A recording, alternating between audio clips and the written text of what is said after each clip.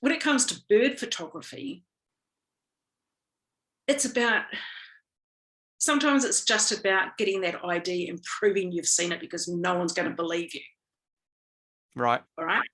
And when I was first learning, sometimes I just had to take the photo. So I then had time to bring it home and sit with it at the computer and look at the different waders with the field guide and try and figure out their feather patterns. Right. And you've got to take into account light artifact and things like that. But it was about using them to then be able to take home in my own time and sit at night when you're home, out on a contract somewhere and sitting in a motel room and there's nothing on TV, let's face it. So you've got time to then sit down and study them.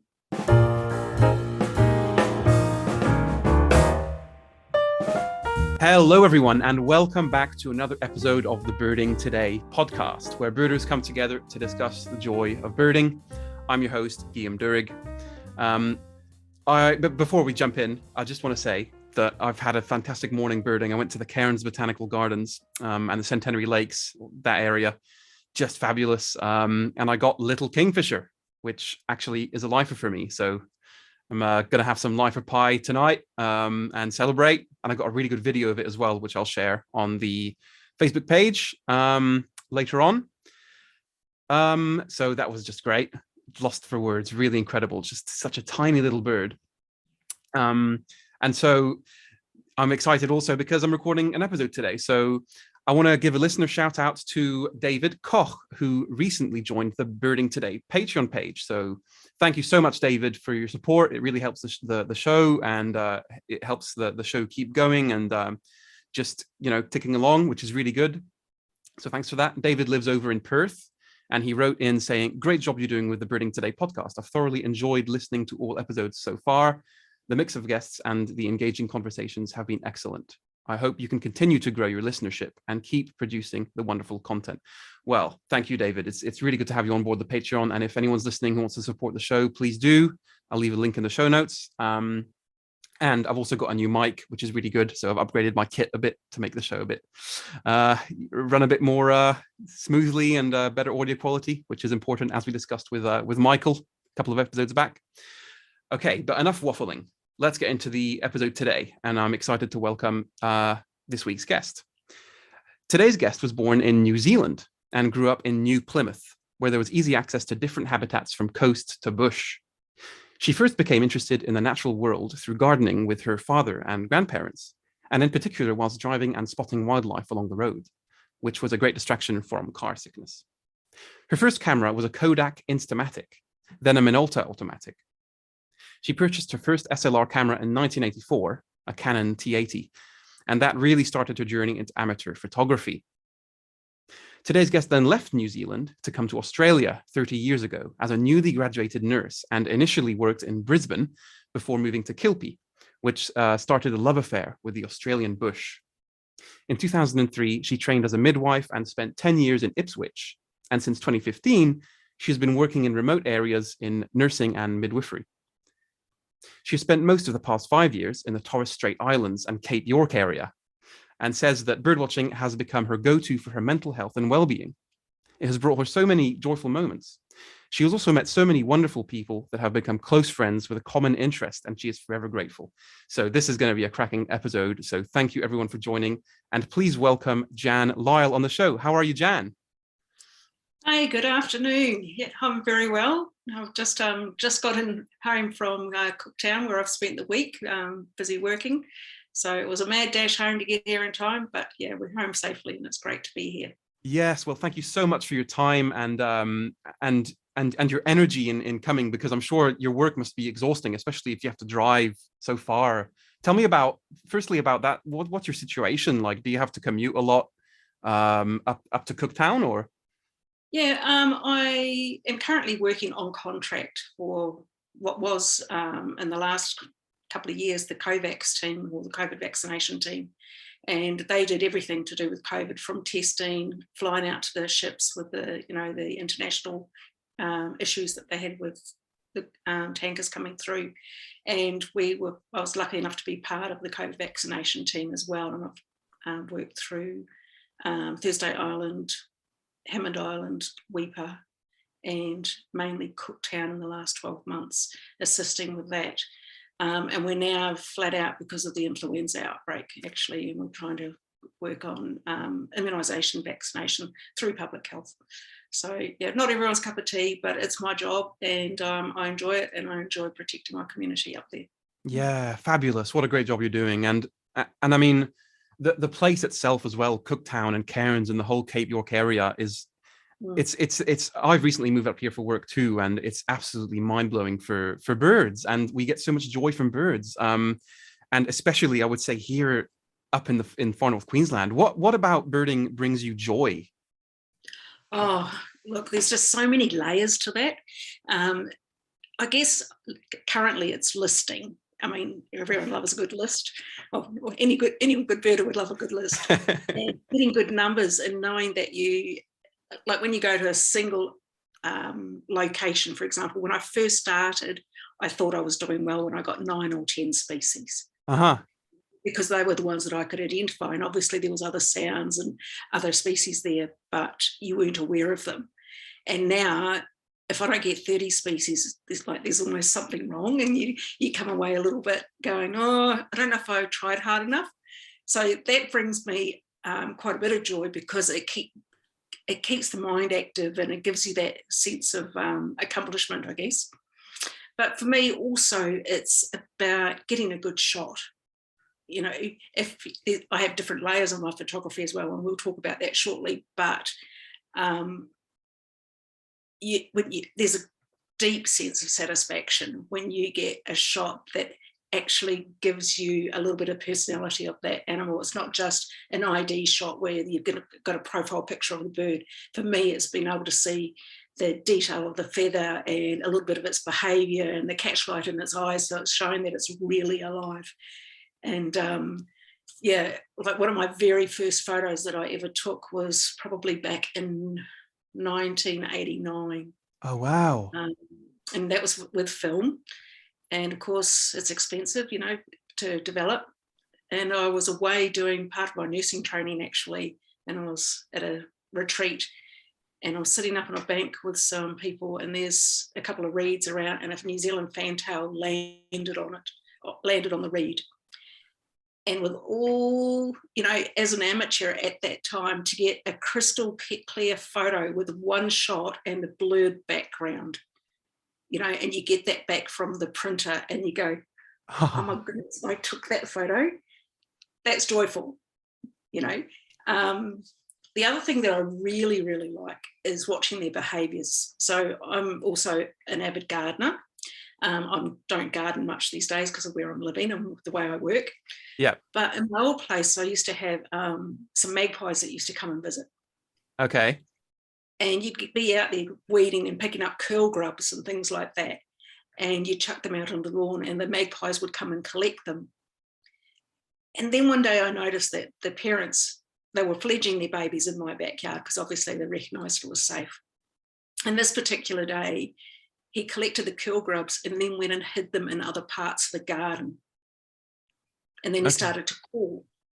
And the babies came in, and it was like he was doing, you're getting warmer, no, colder, hotter, got it.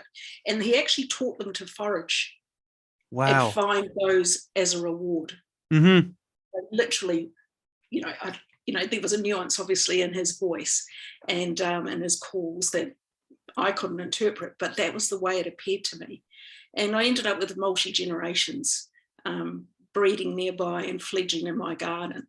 Wow. And then I went away for a year as part of this travel work that I do. And when I came home, the first thing I did was get out in the yard to give it a big clean up sort of thing. And I took the lid off the compost bin and threw that out on the lawn and picked up, you know, I was ready to spread compost and all this and stuff. And I ended up with 28 magpies in my backyard this afternoon. 28. And I was just like, I've still got video of it, you know, it was just all the calls and all the excitement and everything. And I thought, you know, for a bird that's supposed to be quite territorial, to obviously then have a multi-generational event going on in my backyard, that was, you don't get much better than that, you know. Yeah. Just for a backyard bird, which you don't get in Cairns, you know. So that's a great memory to have up here. That's exactly right. Yeah, that's a really good Yeah, point. that occurred in Ipswich, and Yeah. but I've still got that memory to carry with me. So yeah. Yeah, fabulous. That's so much to unpack there. Like the satisfaction of just straight off the bat, I agree with that. I'm really I love video. So I'm a videographer, and I love kind of capturing the bird's behavior and kind of vocal expressions on camera to film them, and getting that footage. I really love that. And that's similar to getting a photographic shot, isn't it? Because you're just recording what's out there in the field as best you can, and you got to have so much patience. And like this morning, when I was in the Botanic Gardens, the mozzies are about, a lot of them, and you got to that's like, oh and I was like, okay, I've got to, you got to stay still and quiet and calm, and to see the birds. There was a spangled drongo, just a few meters away from me, that I was getting really good footage of. And I was just getting Ian live on the mosquitoes, and it's like, okay, right, hold on, almost done. You're gonna wait until I get the video shot, and then I can kind of pack up and run away, like, because it's just been so crazy with the mosquitoes up here. I don't know if you know Behana Gorge. I do, yes. So many mosquitoes there, so many. They're everywhere at the moment. Yeah, it's just incredible. They're really bad, really bad. Weekend, I went with the Cairns birders for I don't know if you're familiar with the Cairns birders yet, but no, not yet. A group of like-minded people that we get out and get together on a Sunday, and we'll go for a walk, a bird in different locations every Sunday. And we were doing an area near the mangroves and in behind the Cairns racecourse, which is quite a productive area. And anyway, it was pouring with rain, as you know, on Sunday, and everyone turned up with their umbrellas, and I turn up with my poncho, and it's all encompassing, and you could almost feel the mozzies hitting it. Wow. Anyway, I was in sneakers originally, and then I decided this is not good enough, and I went and got my gumboots out of the car. But I've got a line of mozzie bites around the top of my boots between where the poncho and the boots were. Absolutely. It's just so massive. And there's nothing worse than trying to take a photo, like you were saying, and then they get in your ear or somewhere, and you just go, seriously? Yeah. I know. Or on your hand when you're holding the camera, they get you on your knuckles. Your fingers, yeah. Oh. I've actually got bites on my hands at the moment from the weekend, yeah. Oh. This whole ecosystem, this whole geographic area of Australia is just so special, not obviously not only because of the mosquitoes, but just the diversity of species you get up here. Like, it's just so incredible. I've just been enjoying that, and the joy of birding that you mentioned, just getting out there and experiencing the birds, whether it's through the binoculars, or with your naked eye, or through a camera.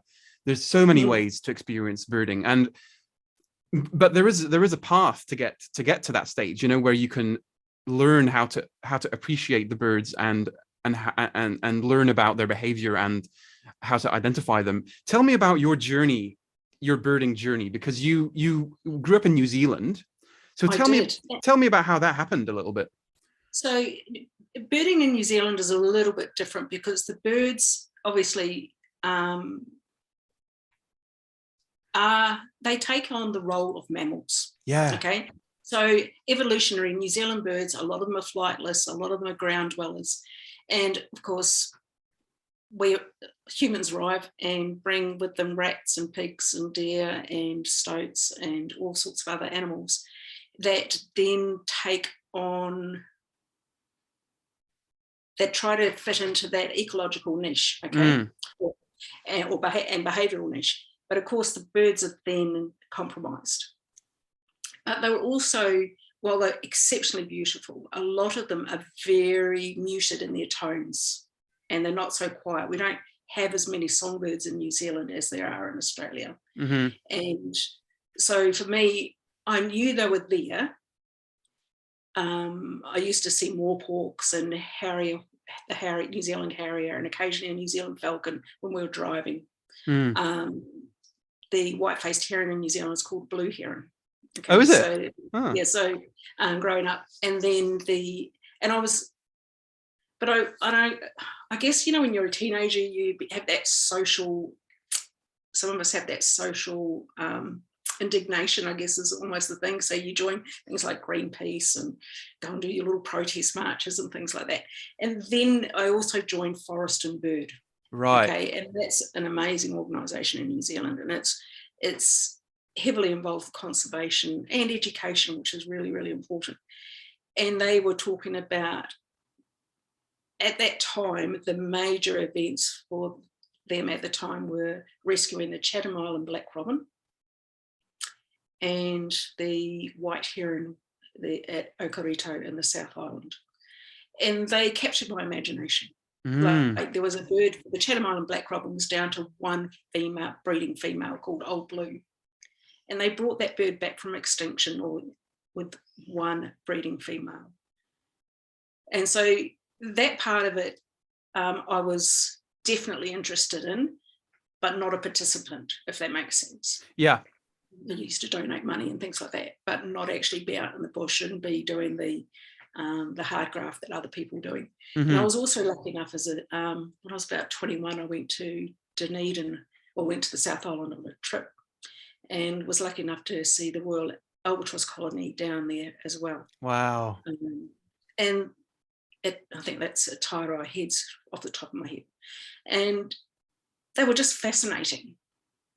But I never actually knew there was any such thing as being a birder. Didn't you? You know, wow. I was interested in it. I never knew that there was any such thing as people that would get out with all their gear and their binoculars and their cameras and actually go birding per se. Why is that, do you think? Then I came to Australia, and the birds were so gregarious and bold and out there. And you hear all these noises. I still remember my first few days in Australia, and all I could hear was crows, kookaburras, and currawong, and rainbow lorikeets and cockatoos. Yeah. You know, they're obnoxious, you know, aren't they? Yeah, they're so loud. It's so loud. What on earth have I found? So one of the first things I did with my first paychecks here was to actually buy a Simpson and Day bird guide. And then I poured over it for years. But I still wasn't a birder. I was just interested in IDing what I was seeing. Yeah. And in '98, I went out to Quilpie, which is a farm. I decided to do some contract work or agency work, and I left to go for an 8-week contract out to Quilpie to work out there at the hospital. And that 8 weeks turned into 4.5 years. Wow. Okay. And next thing you know, I'm writing where I've first seen those birds and the date in my Simpson and Day book, you know, and realising as I'm standing at the kitchen window, saying, what sort of bird is that? Oh, it looks like a kingfisher, but it's funny looking. And then you realise you're looking at a redback kingfisher. Yeah, wow. You know, and you just go, oh, all right. And so gradually I started to learn about the families. Yeah. Okay. Different families, and I could go to my book quite quickly and then find them. But I still didn't realise that I was a birder at that point. It wasn't until I was in 2015 I went to Mount Isa. Right. Yeah. Yeah. And I was out there taking photos, as I do, because I was a photographer first, well and truly a photographer first. And I was out exploring and taking photos, and I'd take the photos to work and show people what I was doing. And someone said to me, you know that there's 246 species of bird in Mount Isa, don't you? And I went, what? Really? And it was like, game on. So then I started writing in my little notebook a list of the birds that I'd seen. And I didn't count them until I had a photo of them. Oh, so interesting. 208 species. Yeah. Yeah. Yeah. And then I discovered birding as a list. And I went, oh, okay. And I was completely bitten. Yeah. Oh, that's incredible. It's just ridiculous. Incredible story. Incredible. So it was story. such a gradual, and but the light bulb moment was Mount Isa. Right. Interesting. So, right, because it's interesting that you bring up the kind of line between knowing that you're a birder and not realizing it. Where is that line? Like, in generally speaking, do you think? Is it when someone starts listing, or is it when someone buys a pair of binoculars? Or there is and I guess it's different for every individual, but like there must be a line where necessarily once you cross it, you're a birder, right? I think I would have to ask my friends and family about that, because I used to be able to hold other conversations, and be interested in lots of other things. And I gardened, and I went exploring, did a lot of landscape photography. And I have probably 10 different camera lenses in my kit. Wow. And I probably couldn't tell. I mean, there's been a little bit of history with broken cameras recently, but probably 80 to 90% of the time, my birding lens is actually on my camera now, and I've really transitioned. So we could probably talk about that a little bit shortly, because I've gone off subject a bit. But I think that I've embraced bird watching so completely that people at work, we'll be trying to do something, or I'll be looking after a woman in labour, and a bird flies past the window, and I'm like, and I'm distracted, or I'm trying to interview someone else. Sorry, and there's a bit of a shame involved. And they'll go, what? Or I'll have a healthcare worker out, and we're driving around. I go, oh, stop. And they go, what? And I'll go, pull up. And go, look at that. And it's a brown falcon sitting on the side of the road. And they go, what's that? And I'll tell them. Wow. And now people tell me that I've been working with, they go, every time I see something, I think of you. Or they'll send me little messages with phone photos, go, can you tell me what this is? And so they've become interested as well, because I'm, the crazy bird lady. Yeah, but I think it's really contagious. I've mentioned this before on the show, that it's, the joy and the passion that we have as birders, and as bird photographers, and as bird videographers, and as bird enthusiasts, is, it has ripple effects in the community, and this is especially true for just members of the general public, but also kids. Kids become so, kids are so influenceable, when they're at that age, that they get interested in anything. And I think there's so much to say also for, I want to shift a little bit to specifically our region here in Far North Queensland. What do you think it is about Far North Queensland, from, let's say, from Townsville up to Cape York, this whole area, and going into Mount Isa a little bit too? What is it about this area of Australia that just is so legendary for birds, do you think? Oh, easily. For a start, okay, statistics wise, if you're looking at Cairns, I think it's 399 species are available in the Cairns regional area. The LGA, right? Yeah, the LGA, local government area, or regional council. Yeah. Then you sit there and look at the Esplanade in itself, and 278 species have been identified on the Esplanade. Now, that's 8 minutes from where I live. Most people can get off an aircraft and turn up to the Esplanade on any given day and see 30 or 40 species. Right. So for me, it's the accessibility. All right, easily accessible. You've got rainforest right down to the sea here. You've got the habitats, the selection of habitats between Townsville and Cape York, say. You've got wetlands, swamps, mangroves, riparian. You've got, those cane fields, the little bush birds that turn up in cane fields. I love the cane. I just love sugar cane. Yeah. I don't know why. Growing up in dairy farming country in New Zealand, and I absolutely love the Australian bush, and I love this area. Yeah. And you've got all the migratory species that will come through at any given time as well. So seasonally, there's always something to see. My favourite, probably in my top 3 favourite places to bird is actually a place called the France Road Turf Farm. Now it's a 1 kilometre stretch, and it's and you're lucky I'm here this afternoon actually, because there's a rare bird there. Really? Yeah, there is a rare bird that's turned up this week while I was at work. I digress. And it is fascinating. I think it's on we believe it's actually on the migratory flight path. And so they'll actually land there, because most birds will take a straight, the shortest route. And that paddock just happens to sit on the flight path, and they'll drop down and sit for a couple of days or overnight and then move on. So the number of times that you will go into there and find something unusual. We've had oriental pratt and coal there this summer.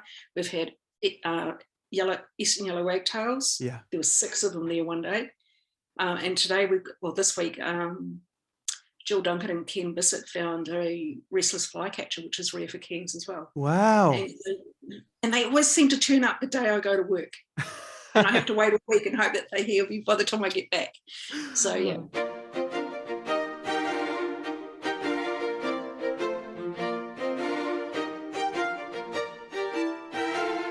And in between, you've got Taito wetlands on the way up, and the Townsville Common, and there's so many places that are so accessible. Yeah, that's right. I stopped in the Taito wetlands on the way up. We drove up actually from northern New South Wales. We drove straight up, and I mentioned this in the previous episode with Donna. But this is another thing that I love about up here. Like every kilometer that we drove north, it just got more humid and more humid and more humid, and just kind of hotter and muggier and stuff. You can feel that you're somewhere special when it's like that, because most Australians live, in the bottom half of the country, Melbourne, Sydney, Canberra, Perth, that they're southerly. And, it's so special when you do get up to the tropics. It's just so cool. And just something in the air is just different, isn't it? Yep. Yeah, but don't tell too many people. We're trying to keep it a secret, Okay. I can cut this out. I'm just joking. But yeah, I don't know. The habitats are amazing up here. Mm-hmm. And the number of endemic species. Mm. Mm. I think New South Wales has got 1 endemic species, and it's a rock warbler. Mm-hmm. Yeah.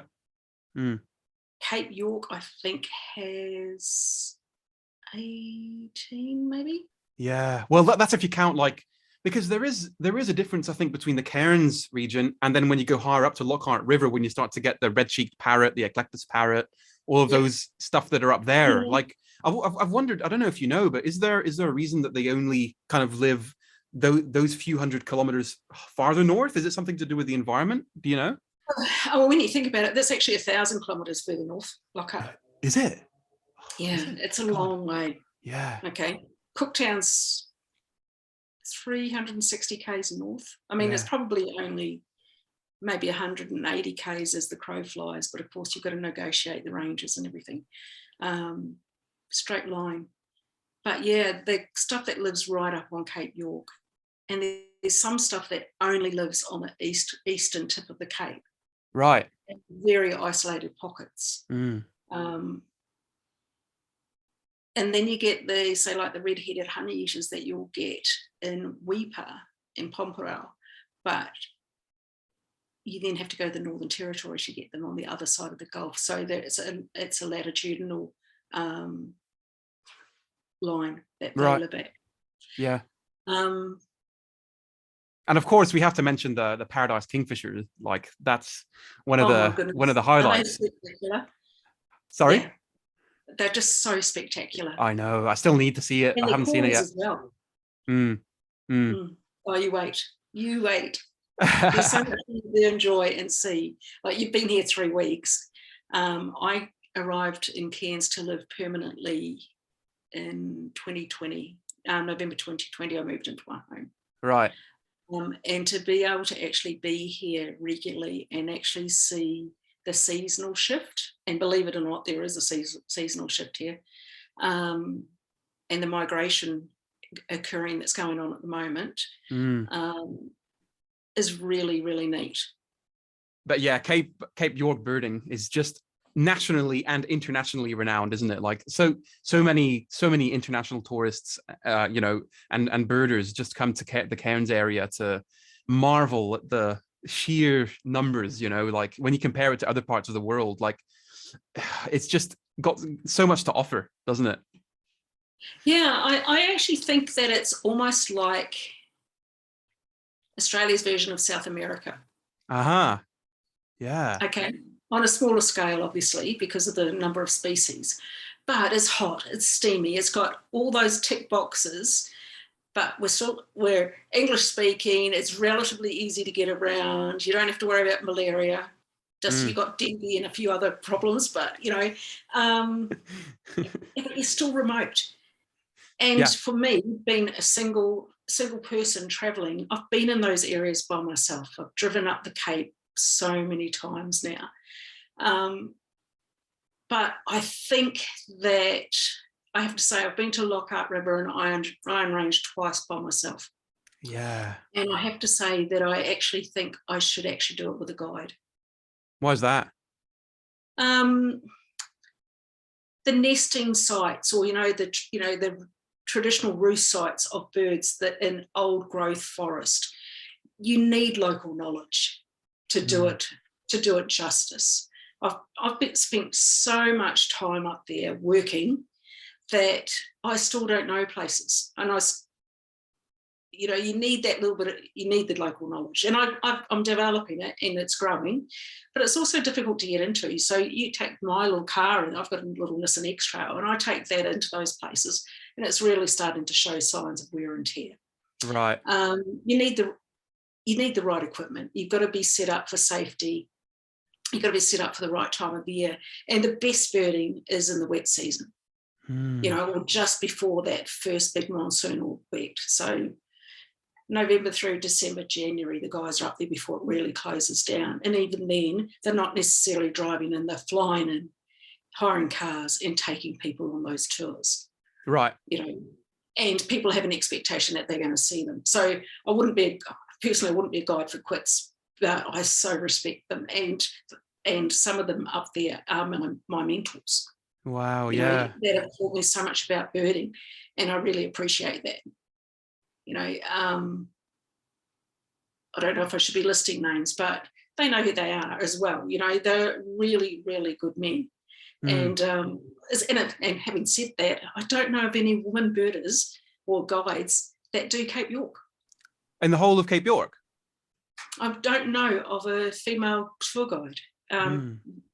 So that's quite interesting in itself. But I'll quite often be driving home from a contract and I'll run into one of the guides. Wow. Go, what are you doing? On my way home, or on my way up, sort of thing. And I'll run into them at different places because I don't just take the main road. I'll often, if I've got time, I'll make time to drive up through Lakefield National Park if I'm going to Weipa.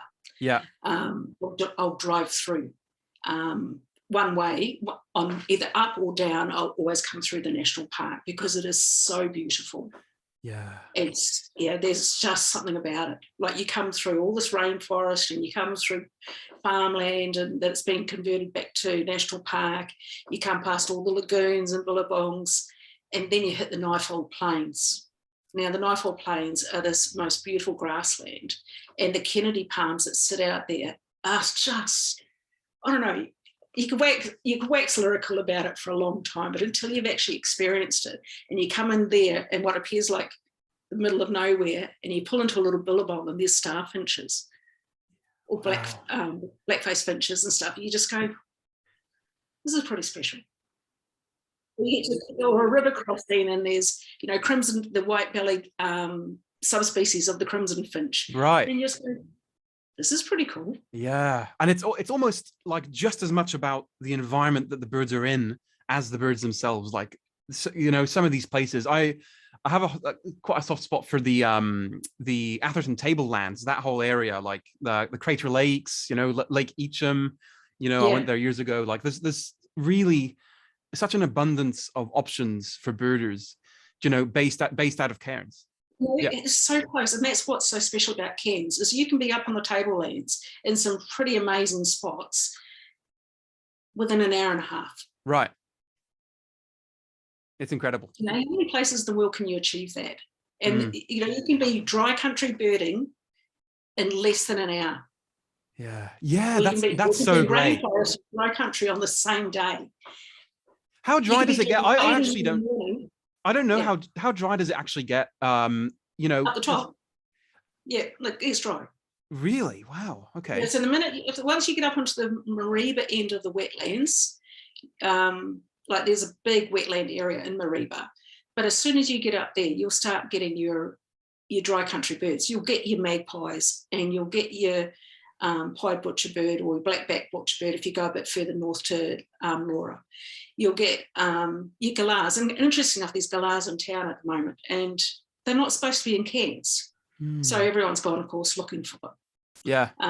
One of them turns out to be banded, so they'll probably take that off us eventually, that is a twitch, but we'll take it while we've got it.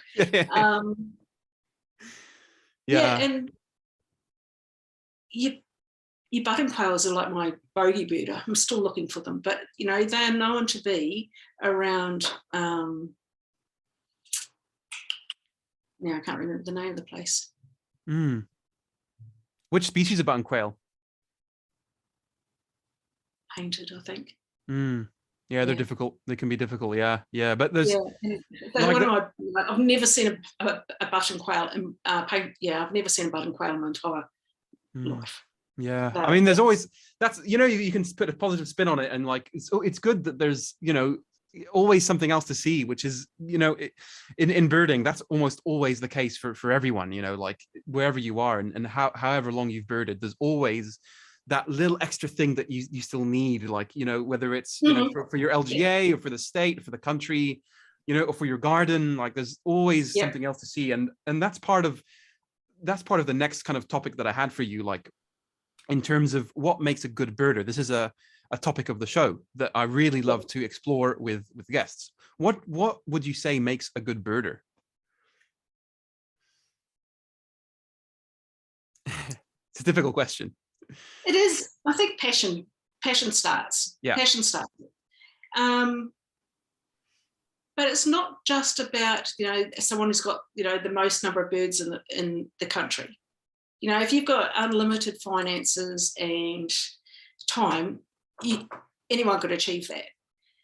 But I've got friends that can tell you what time of year and what sort of bush and which sort of habitat and which street in town that we start looking for certain species.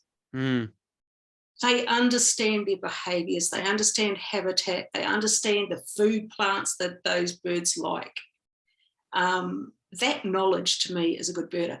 And then on top of it, they're willing to support you and show you and share their knowledge. You see, that movie, the Big Year, and there's all that competition, and they would, like, for example, there was a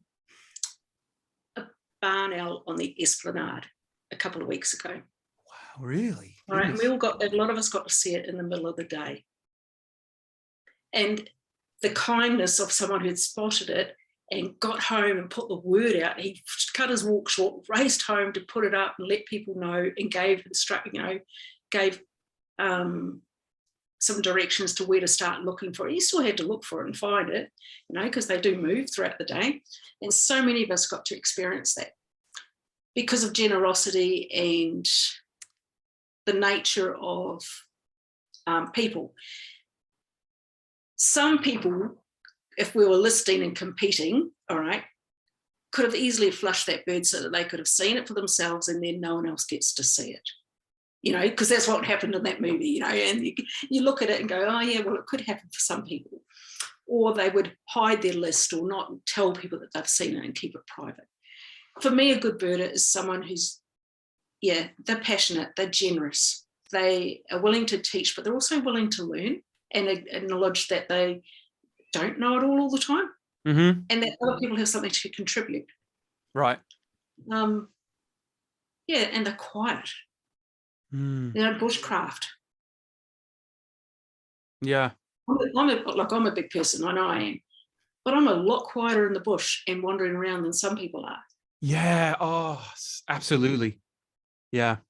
No, and when you're, even in your local park, or when you get to, a spot in the forest or in a national park, and you're just enjoying the silence, there's nothing worse than just noisy, loudmouth people just kind of, and of course, normally the non-birders, and that's okay, like people can go in and enjoy nature, in different ways, but like, it is a bit of a kind of, I sometimes, when I'm on a trail in the forest and there's kind of a group of people following me, or like that's trailing behind me, I usually kind of say, okay, you can go forward, because they go faster than me. I'm so slow on a trail. You know what I mean? Like in the rainforest, or even in like in a different habitat, like inland or whatever. Like I always like to go slowly, because I find that the slower you go, the more your eyes are sensitive to movement that's unusual, and that's how you can see birds. Like if you kind of race through, you don't see anything, and that's what most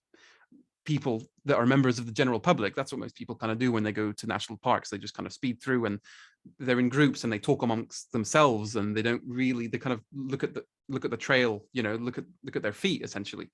Which again, people, that's great that people are going to national parks and experiencing nature with their loved ones, or with friends, or with whoever it is. But you do have to be quiet. You got to kind of learn to just be quiet and take it all in,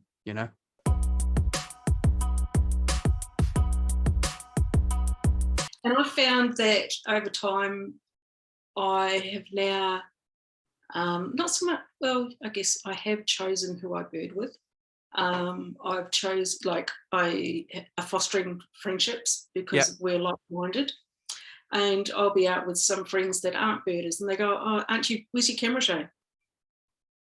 I haven't bought it, and there's two reasons for it. One, I want to enjoy the friendship for the friendship's sake. But a non-birder is not going to appreciate the fact that I want to sit quietly for 10 minutes and actually watch that particular behaviour. Absolutely. And so I choose my birding time, and I choose my family and my friend time as well now. And I've had to separate it, because I'm so passionate about it that it does impact on the day, and then you get frustrated because you're trying to do something and people are talking to you or whatever. And that's, I own that. That's my little glitch in my personality, and so I've actively tried to separate it out. Yeah, that's a really good point. Yeah. And I'm also then very protective of my birding time. In what way? Like, okay, Saturday mornings is my birding time, or Sunday mornings. And like the Cairns Birders, as an example, is a social outing. So if you wanted to be really, really, and they get a great list together, but if you wanted to be super quiet and wander along and capture everything, you've got no chance, because everyone's catching up as well. And so sometimes I will go on those events, and sometimes I won't. Because, I'm only home for 2 days a week. So I might go, and I'm busy when I'm away. So I might go, no, I actually want to just go and sit in the bush somewhere and watch behaviours and take my photos. Yeah. And talking about photos as well, that was another topic that we had. Like it's related to that, isn't it? To the quiet time and the patience and the knowledge that we also touched on about, what it's like also to share the knowledge. But to have that knowledge and the time and the patience leads to productive observations, like you can see so many amazing behaviors when you're quiet. And I feel like when you're birding solo, you do proportionally get a bit more of that, necessarily, because you are more quiet and more unobtrusive than if you're with an outing. But again, that's not to say that social outings are just great to once again to loop back to sharing knowledge and sharing time with people who are like-minded. So it's multifaceted, isn't it? That's right. And then in my Saturday morning birding, I'm listing. Okay, I'm out there looking for as many species as possible, and that's with some very, very dear friends. And so that's a different type of birding. There's different layers to birding for me. And there's the sit down, quiet, sit by a puddle and see what comes in for a drink birding, and take photos and watch behaviours. And then there's race around like an idiot and try and get as many birds in one day, or find as many of my Cairns list for the year on any particular given day. So it depends on what my energy levels are like or what I'm after. And it's kind of like a sport, and in some respects. A few years ago, I was down at Innisfail, and I'd been out bird watching, and I was, writing my lists. And at work, I'd be looking at my photos and going through and doing it. And one of the guys I was working there with at the time, he goes, "Man," he said, "if birding was like Pokémon, you'd be a grandmaster." And I went, and I'm just jokingly, I said to him at that point, I said, it's called Twitchymon. So yeah. That's a great way to, yeah, absolutely. Like that's happened to me before. People comparing birding with Pokemon, just because I'm not really familiar with Pokemon, but I know that it has lots of different kind of species of creatures or something. Catch them or see them and list them, and yeah. But he I was a Twitchymon. No, it's the same thing that happened with my wife's cousin. Because I've got these big Lynx books, all the birds of the world. Yep. I've got one of those. Yeah, they're so cool. I think is it a Philippine eagle on the front? It's a big eagle. It is a big eagle. Yeah. And there's also the illustrated checklists, which I've also got. So anyway, I was showing my wife's cousin these books, and he was just leafing through it, these big books with all these illustrations, and he comes out with, it's like Pokemon. It's Pokemon, and it's like, and I was like, yeah, actually, you know what, it is, because you're just like, there's so many different things to catch, essentially. That's one way of looking at it, and getting them and catching them all. Like that's kind of the drive that we all have as birders. And the language reflects that. I got such and such at the weekend. That's right, exactly right. Language is indicative of things, isn't it? And that's how we communicate as birders, with all this vocabulary and this sort of these words that are specific to birding, which is really kind of a privilege to be part of, and it's in a way, I wouldn't go so far as to say it's an exclusive thing, but like it is, like people wonder what it is. Anyone can do it. Yeah, that's right. I always considered myself to be a little bit nerdy, in along those lines, and that I did like to look and watch and see what was going on, and then something just. What was it? I don't know. We just went past the window. And so we're sitting there, and now I've completely lost track. And this is what happened, you see. It's embarrassing. I love it.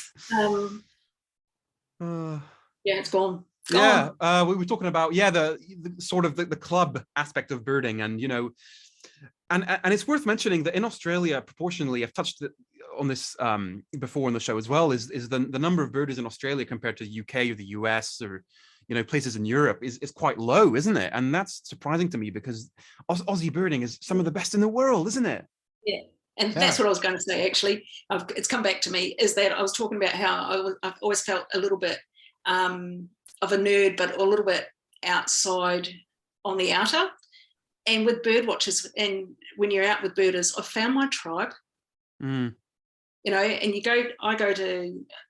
always used to travel alone overseas, and I'd end up at the RSPB sites and things like that in the UK, and everyone had cameras and binoculars and scopes and stuff, and it was normal. Whereas if it wasn't that long ago in Australia, if you walked around with binoculars or a scope, everyone would be going, who are you and what are you doing? And do I need to call the police? And it is becoming a little bit more acceptable, or people are becoming a little bit more aware of bird watching now as a hobby for people. And especially on the Esplanade, there's always someone there with a scope or a camera, and next thing you know, they'll get onto something unusual, and there'll be, like the day that the Northlands greenshank was formally ID'd by Adrian Walsh on the Cairns Esplanade, was New Year's Day 2021. Yeah, 2021. Right. It had been photographed Christmas Day, but wasn't actually identified until later. And by that afternoon, there would have been 30 or 40 people on the Esplanade looking for it, and down there with their cameras, and I was part of it. To see it on New Year's Day. And we'd been having a big day, actually, and we'd started down at France Road Turf Farm in the morning, and then been right up the Tablelands and Mareeba and stuff, and come down and ended our day on the Esplanade. So we'd gone from, farmland right up through rainforest and what have you, and then down to that. And you see that many people around, and people start asking questions. And people that aren't birders. Right. And so a few months later, or this year when it turned up again, you were out there looking for birds, and someone said to me, "Oh, you know that there was a famous one here last year, don't you?" Right? And there are people that walk the Esplanade on a regular basis. Yeah, actually, he's back this year. Really? And so it becomes part of that community engagement. Yeah, that's right. There's value in it. There's a lot of value in birds. Yeah. Sometimes, unfortunately, I don't think councils truly recognise just how much value good habitat and something like that brings into a community. And I do think we are blessed here in Cairns, just fresh off the Botanic Gardens this morning. Like, it's such beautiful habitat and beautifully maintained paths and the boardwalk, and it's really, really nicely maintained. Like, it's exemplary, I would say. Like the way that, I don't really know what I'm talking about, but the way that I guess the council has prioritized that, and the botanical gardens themselves are nationally renowned for birds too, right? Like, yes. Just incredible birding there. Yeah, and that Centenary Lakes, because you've got the freshwater lake and then the saltwater lake and mangroves, all within less than 500 metres of each other. Yeah. So you can do a circuit of the first Sunday of the month. There's a walk with the Cairns. We do a walk, and it used to be that the first Sunday of every month we would do Centenary Lakes and freshwater lakes as a circuit. And I think it's 2.5 k's, maybe 3 max if you do the whole outer rim. But we now do Katana wetlands as well. Okay. Because that is another stunning location with such diverse bird life. Yeah. And the opportunity to see some really cool stuff turn up. Black bitterns were nesting there earlier in the year and things like that. So I still need the black bittern. And there's a couple that Schwan and Bob, and that's their patch. Like, they walk it several times a week. And so we went in and they were able to say, right, come and stand here and just watch what's going on. And over on this little swampy bit, it was all, rotted away. So the ground was really dark and gnarly looking with all the dead vegetation. And there's 2 black bitterns in amongst it, and they were so well camouflaged. It took you a while to get your eye in. Yeah. Wow. And 28 people got to stand there and watch them in their normal habitat with normal behaviours while they're, fishing and hunting for food. To take back to them, which was just on the other side. Just amazing. And, it's just stunning. Yeah, everything that's on offer, like it's incredible. Like, just to finish off that sort of segment before we move on, I one of my real target birds is the Great-billed Heron. Oh yes. Yep. Where can I see that? Does that come to Cairns sometimes? It does. Northern end of the Esplanade, actually. Oh wow. Okay. He likes an outgoing tide. So early morning when the tide's right, so about between, if the tide's right and just as the sun's coming, truly getting up. Last year the bird was quite regularly seen at the very edge of that northern end of the Esplanade where the mangroves are. Yeah. And just as the tide was probably getting to about, I guess, 1.5 metres, he'd often appear out of there. Oh, it's epic. Just looks like such an epic bird. And I was like, really? And so my mates and stuff would be putting up photos of it again. And I was like, yeah, and I'm in Cooktown or I'm in Weipa and you guys are getting these photos. But interesting enough, like my first great-billed heron, I was exploring in Cooktown, and I ended up on the old railway track that used to service the gold mines up there. And it's all gone now, but there's the remnants of a path there that you can wander through, and then part of it you can also drive along until you hit the creeks, and of course the bridges are gone now. Right. And I just walked down as far as I could go in my car one afternoon and got to this creek, a little turning bay at this creek, and there's a great-billed heron just sitting in the mangroves at the end of it. Yeah. Wow. And I got some photos of it.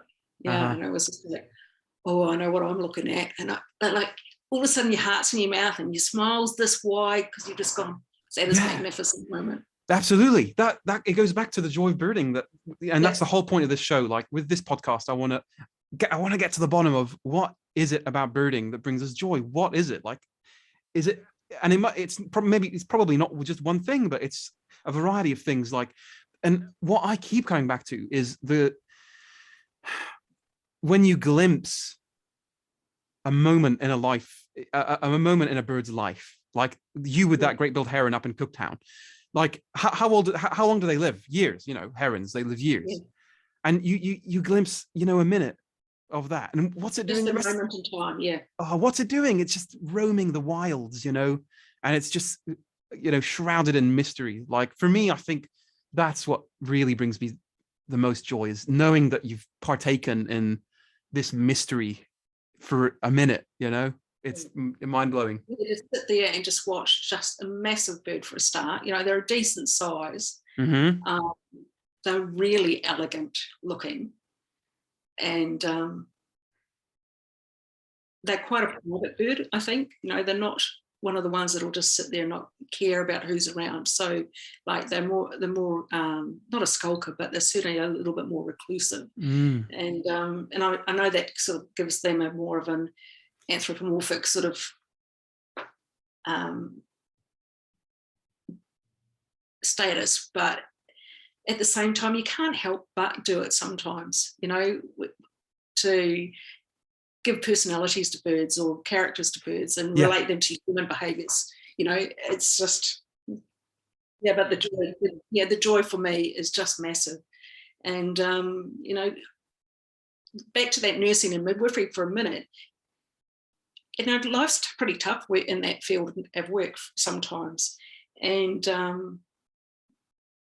to take that joy and or that sense of calm and quiet that you need. So, before when you were talking about being quiet through the bush while you're recording and watching animals, what happened is a few years ago, I was photographing some wildlife, and it actually was, as an aside, it was actually an Arctic fox or red fox. Okay, I was in Canada. And we were in this meadow, and it was super, super, like the meadow must have been thousands. We were walking on moss that was probably about, a foot deep. Yeah. And it must have been thousands of years old, right? And I only had a 300mm lens on at the time. That was the best I owned. And we walked into this meadow, and this fox left, but then it circled around and came back into the meadow and came towards us and got onto a vole, and he was doing all these somersaults and turns and twists as he was chasing it. And I got these amazing photos. But for that to occur and for it to be comfortable, we had to be quiet, we had to be calm. Okay, you couldn't be tense or be posturing anything that would have been anxious or, or acting like prey, a predator or anything like that. Serious? Okay. Yeah. And so you take on the sense of calm, and then also in low light, you hold your camera and you try to be as soft as possible in your grip, so you've got lose that camera shake and what have you. And it developed that sense of calm. Okay, and I noticed it. And then when I'm, say, for example, at work, and I was in really, really high energy or high intense moments, I would actually use that sense of calm and take it into the workplace to calm me down. Right.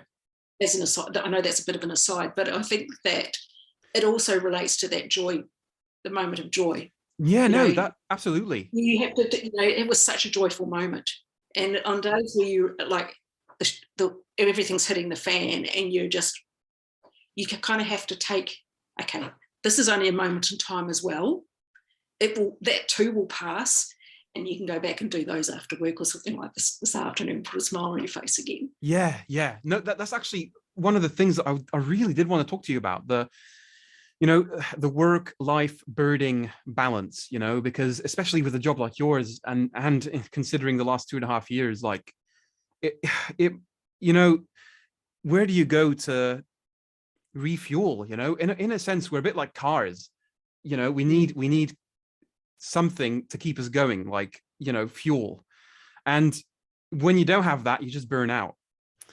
So So just, I'm interested in hearing your thoughts just on that dynamic, on when how does it work? When you're out birding, does it lower your stress level, and so that you're kind of brand new for the next working week, so to speak? Or what would you say about that, about the role of birding in a stressful human life? It is what you make it. So it could easily be just as stressful if you are so focused on your lists and getting upset because you can't find the bird that you want. All right. It could be just as stressful. You could be sitting there going, oh, this is no good. This is rubbish. I've spent $1,000 to come to this location and I've dipped on it. We just did a big trip out west, as an example, and a friend of mine was chasing his 600th Australian bird, and he needed 18 species. Okay. And I think he got 10 of them.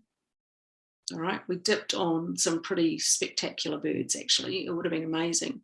But in that distance, I only got 3 lifers myself, and I've only got 480 Queensland birds, So in 490, or not even that, I think I've got 480 Australian birds. So it's not that many.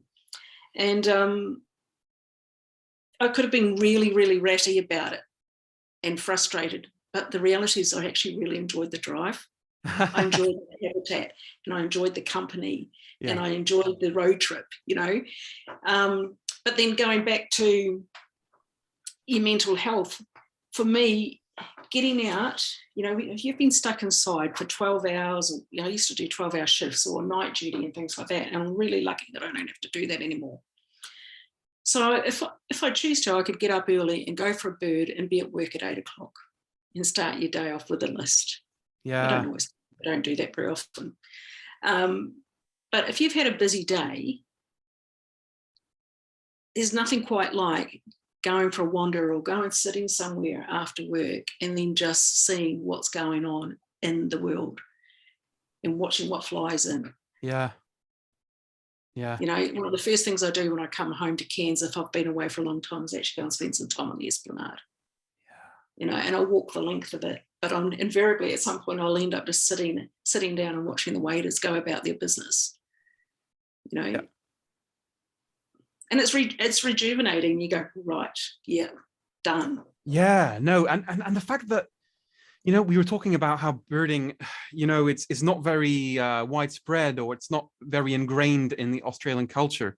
That actually plays to our advantage at times, because it means we can retreat into that kind of specific thing that's only for us birders, like when you've had a busy day at the office, or after a hard shift, like we're so privileged to have this little safe space in a way. I don't really think that's a good way to say it, but like this rejuvenation moment that you can have, and that's and mental health, like especially in this modern age, where it's such a problem. Like it's just such a vital thing to be able to step away from stuff and just get a moment away, and just I really honestly can't think of anything better than birding for that, because in one sense you have the environment and you're away from stress, and then you have the component where you don't know what's going to happen. You have the surprise, and there's apprehension as to what might be around the next bend in the forest. It just takes your mind, it just takes your whole mind away to some complete different other place. And there's just so much. And you've got the fresh air, the sunshine. Some days it's really windy and it's blowing the cobwebs away. There's the physical exertion required if you're going for a walk. There's so many, just the fact that you're actually outside and moving in itself is good for your mental health and your general well-being. Right. So for me, like if I haven't had my camera in my hand at least once a week, I feel like I've been amputated. If I haven't been birding, I do start to feel on edge. And I wouldn't say it was like a sense of withdrawal, or maybe it is, But I do need to get out, and I do need to go and just look somewhere and, take an hour. Mm-hmm. Sometimes it's not even that long, Yeah. Go and do a loop of the town. In Cooktowns, I might not even walk it if it's, because it's blowing a howling gale. I might just go for a drive and literally go, all right, let's go and do a lap of town and see how many species I can see sitting on the power lines. Yeah, absolutely. That's another type of birding, you're discussing the types of birding that you have, and it's just fabulous, Yeah, it's at any time, anywhere. You could be sitting watching the golf with your parents because they like watching golf, for example, and you're actually birding while you're watching. How many species can you see in the park while they're playing golf? That's right. Yeah. Yeah. It's just as simple as that.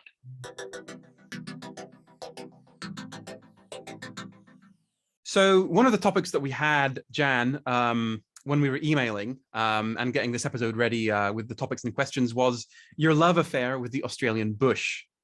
So what's that all about? And what was it about the Australian bush that appealed to you so much? My first experience was Springshore in 1994. And I went up there for 12 weeks as a nurse. And I was pretty fresh into Australia at the time. Yeah. I arrived in Australia in 92 and spent all my time in Brisbane City. And so all of a sudden you're up here in this tiny little country town, and the people were amazing for a start. So welcoming and so generous. But you got up there and all of a sudden you had freedom. When people talk about,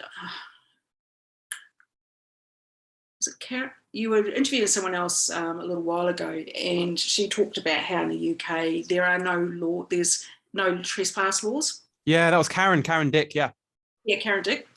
And down in Brisbane and around here, everything, and even around here now, things are starting to get closed off and we don't have the accessibility that we used to have.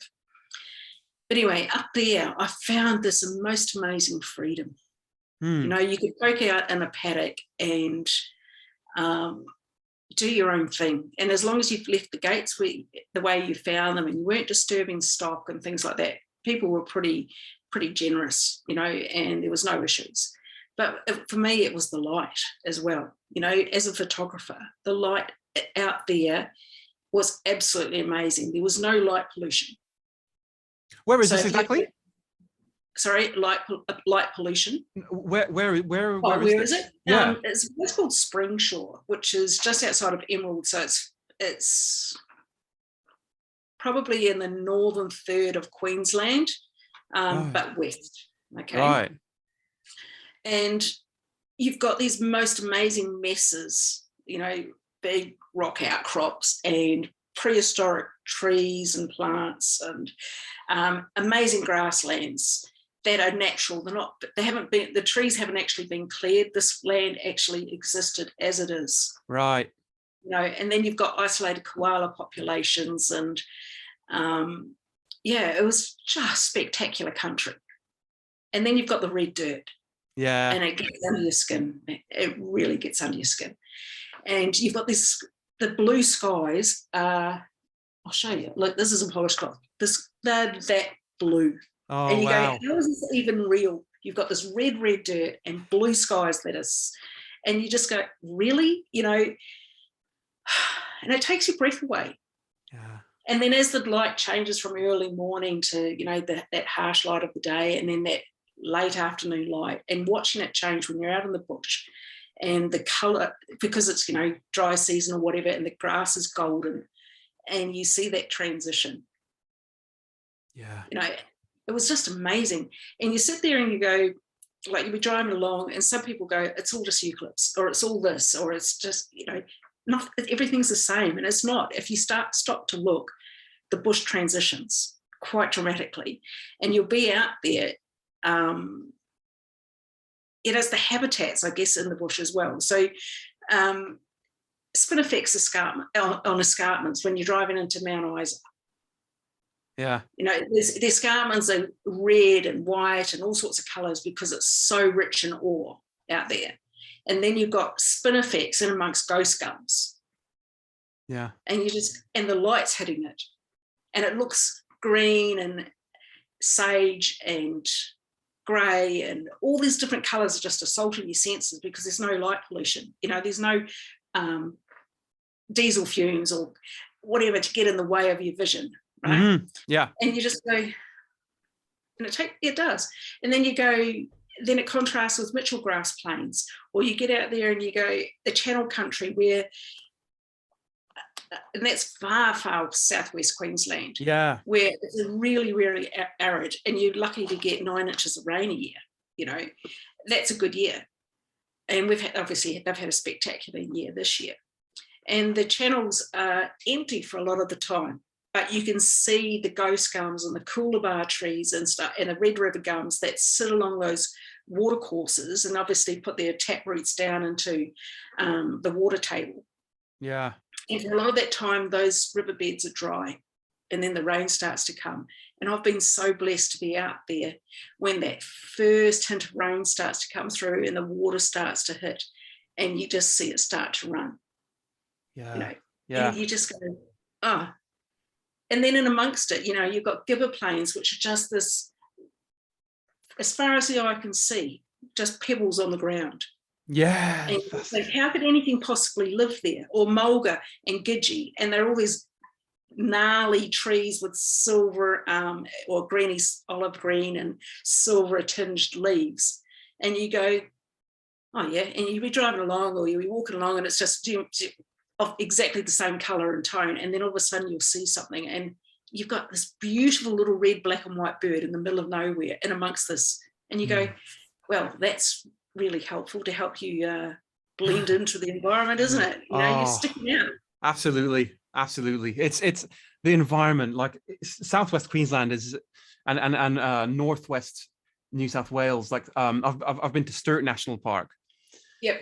It's absolutely amazing out there, and like you say, the light, the air, and the smells as well. You get these smells when you're close to points of water, or or when the rain comes, or you get just a tiny little storm and the rain hits the Gidgee, it has a really specific smell. And I don't know, and it's hot and it's dry, and the birds are getting their moisture from the insects that they eat because there's no water around.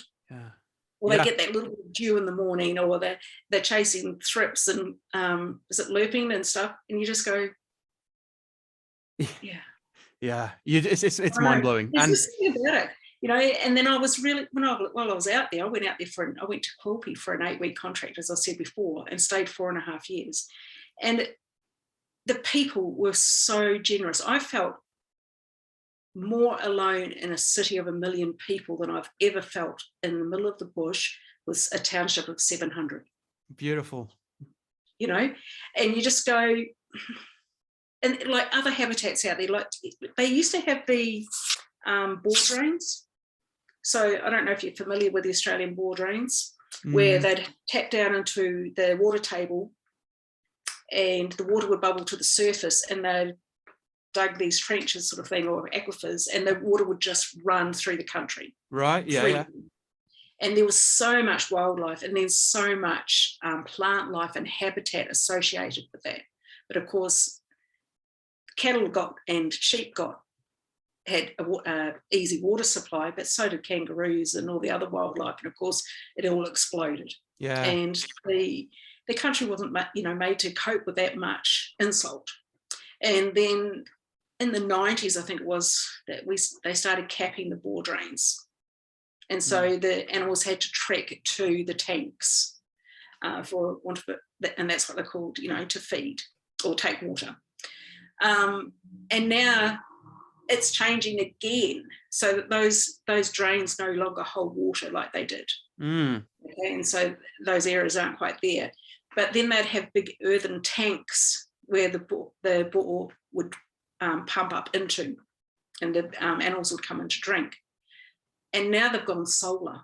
It used to be the big old windmills and stuff, but there was this profusion of bird life around it. And now they've gone solar and into very specific tanks where the water is released as the animals drink it. I think they must be on those little pumps. Right. And so even the old tanks are starting to disappear. all the plants that were around them and holding that bank together, because the bank was always, because there was always water in it, it created its own dam wall, because the soil had reached its saturation point and it held itself together. And now they're drying out, and so the particles of soil are letting water through, and they're starting to disintegrate. So there's a couple of really well-known border windmill tanks on the Hewenden-Winton Road. They're quite famous for birding. And they're starting to break down. And the plant life that used to be around it 2 years ago is no longer there, just because of farming practices. Yeah. And but at the same time, it's we drove through there in April, and we're there late afternoon, and the light. Yeah, tell me about that. Tell me, I want to know, because shifting also to the photography aspect that you cherish. Tell me about what it is about photographing birds specifically, and landscapes more generally, perhaps. What is it about photography that appeals to you? I think it's when you're looking at landscape photography as a general rule, you sit there and you want to be able to get as much detail as possible into that picture, and you want as much of it as possible to be clear and in focus. But at the same time, you want to capture the emotion that it evokes. For me, that's how I do it. So if there's a big storm rolling in and you're taking a photo of the grass and everything, the wind's just pushing the grasses to the, over and bending in the wind, you want that sense of movement, but at the same time, you want to feel that sense of impending storm that's coming through because of the light. It's dark and gnarly one side, and then you've got or if you're looking head onto it, you might see the shelf cloud coming towards you, right? For me, it's about evoking that emotion, and creating that memory. So one day when I'm old and can't get out there, I can look at those photos and take me back there and go, oh, I remember that day. Yeah. I don't, as a general rule, I don't sell my photos. But when it comes to bird photography, sometimes it's just about getting that ID and proving you've seen it, because no one's going to believe you. Right. All right. And when I was first learning, sometimes I just had to take the photo. So I then had time to bring it home and sit with it at the computer and look at the different waders with the field guide and try and figure out their feather patterns.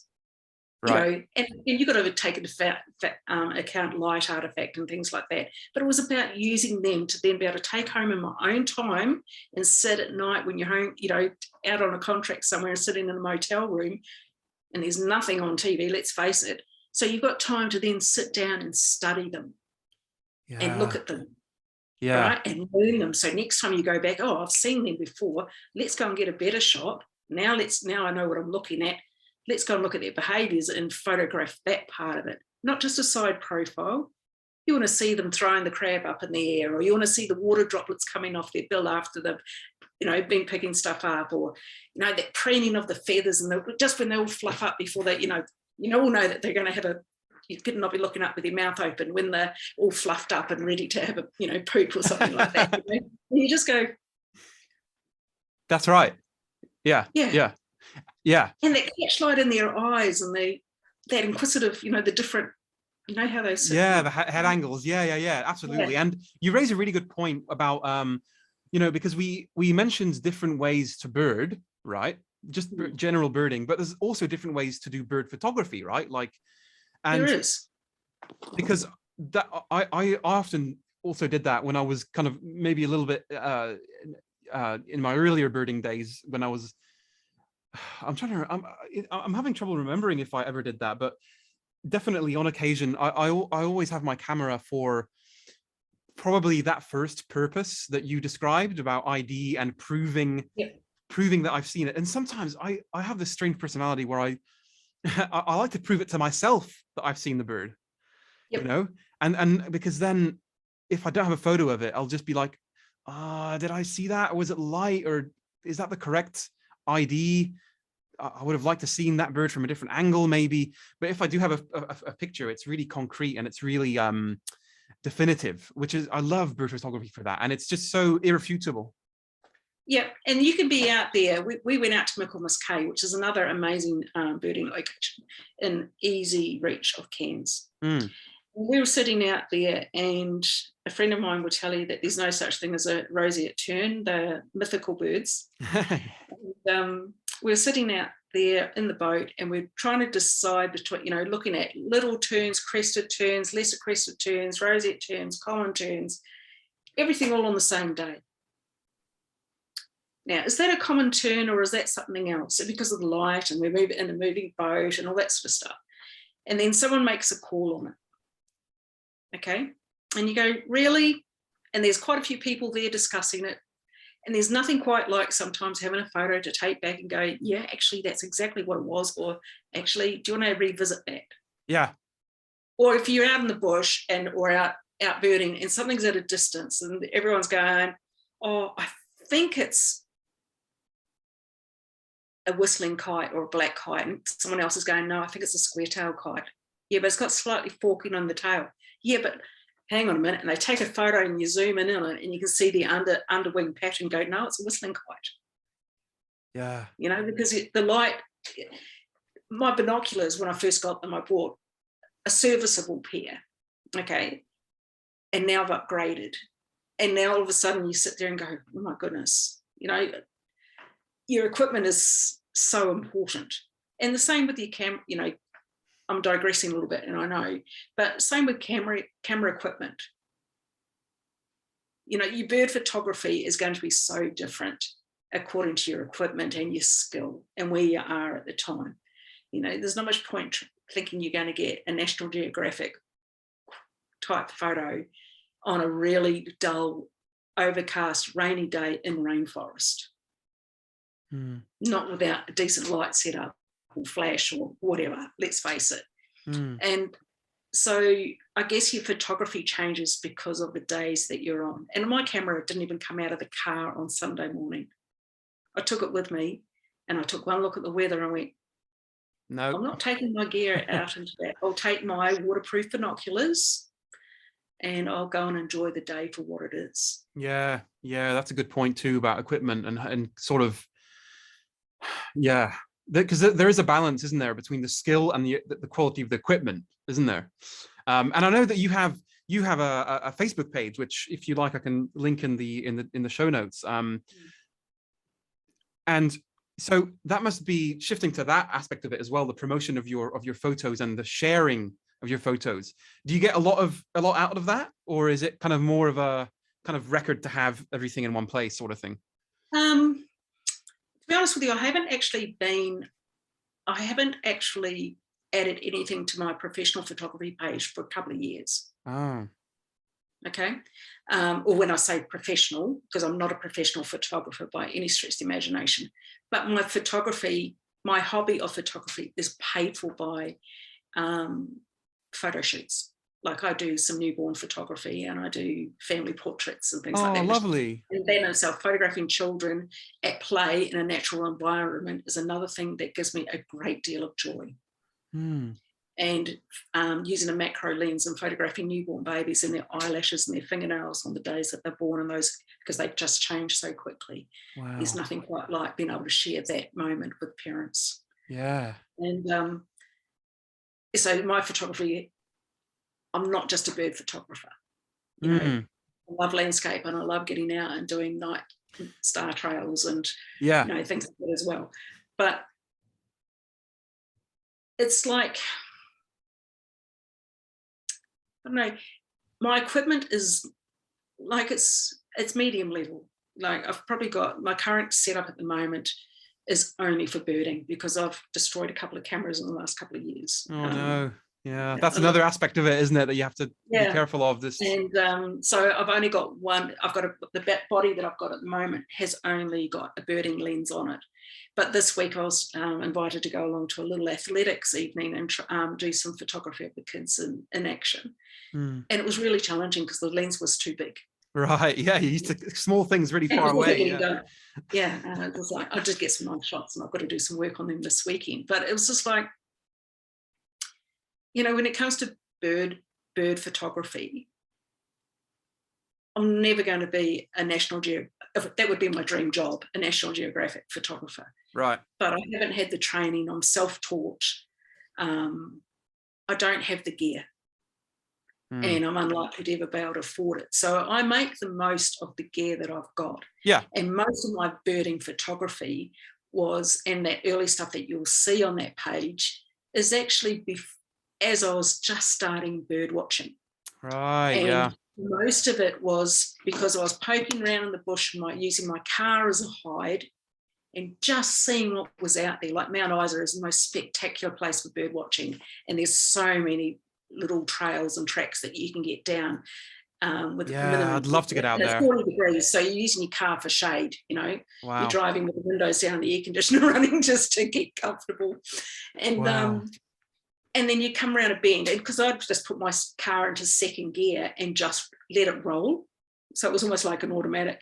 And you drive along, and then you just see movement and you just pull up slowly. And because you weren't a profile of a predator or a human sort of thing, they would ignore you. And so the photos of the honey eaters and mistletoe birds and things like that were actually at eye level and less than 3 meters away were taken from the comfort of my car. That's incredible. You know, that's a really interesting aspect of birding. Like, yes, why and a lot of people go to the extreme of and good on them. You know, they'll actually go to the extreme of setting up hides and water stations and food and stuff and leaving sticks for birds to come in and photograph them.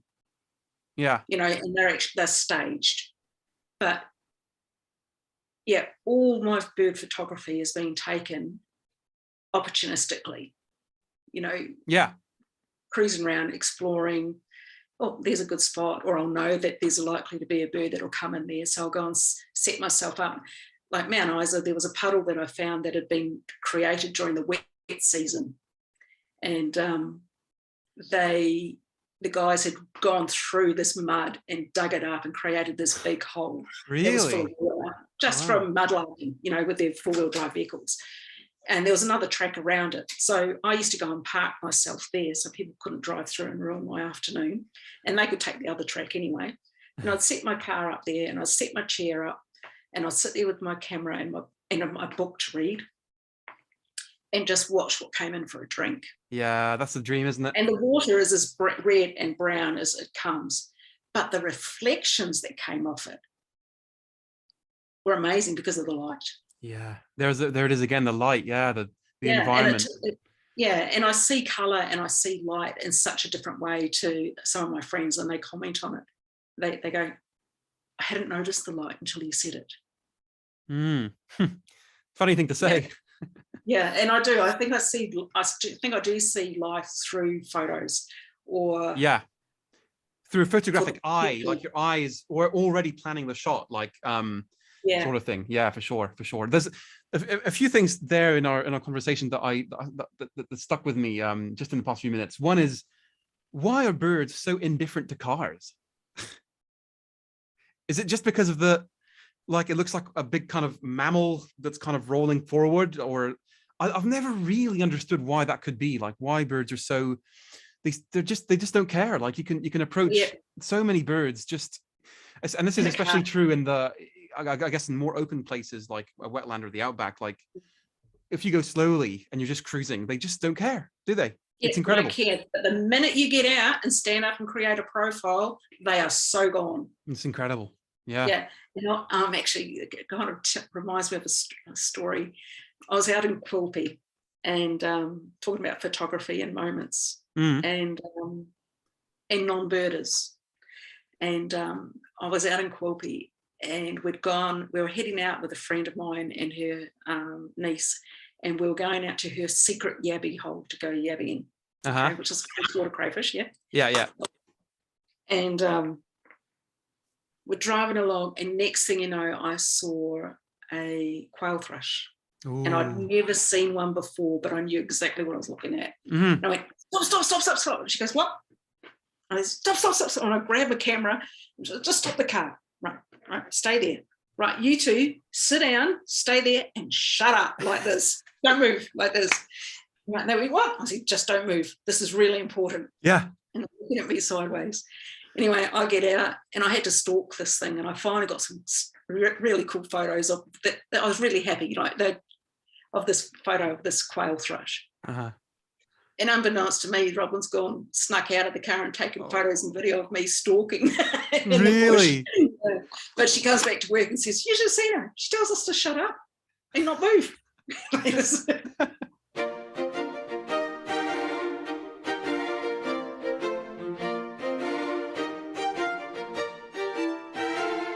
So let's crack on with the quick fire closing questions, which is a very fun part of the show.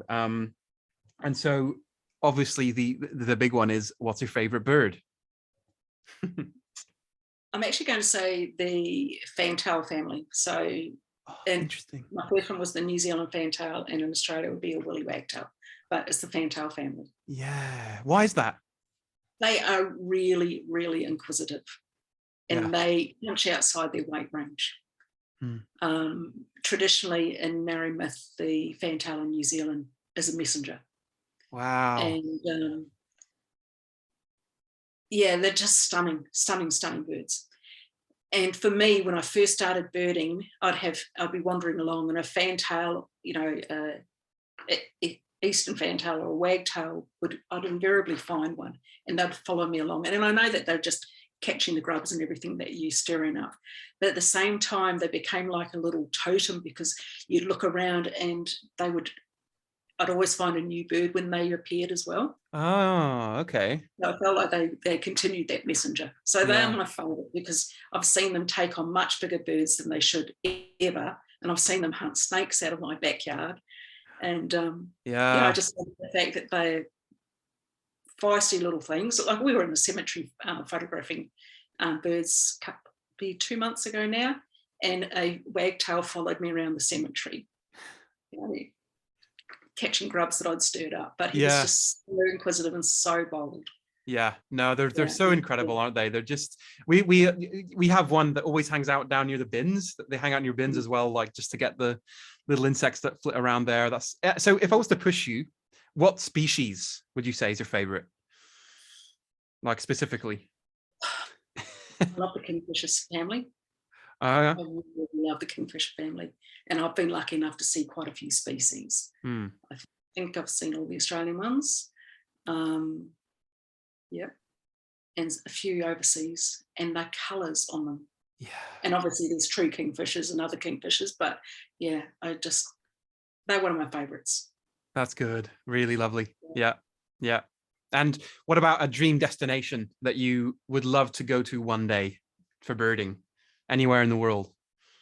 Well, I was actually supposed to have been in Ecuador in 2021 in the Galapagos, and thanks to the C word, it didn't happen. Did you postpone it? No, we haven't postponed it. I'm actually going to Thailand on a tour at the beginning of next year. Hopefully, if it all pans out. But I think I would. Do you remember? Did you ever see that bird, the Feck at Home Facebook page? Yeah. It has to be Uganda with the sea shoebill after that. Yeah, what a great Facebook page. It's just like they've got so many birds on there. Community during the last 2 years. Yeah. Are absolutely brilliant, you know. Yeah. So that aspect of social media, while I haven't been active on my page, and most of that actually, just as an aside, was that I was trying to collect a photo of every Australian species, and that's a work in progress. Yeah, it would be. Yeah, wow. Every single one. How are you going at the moment?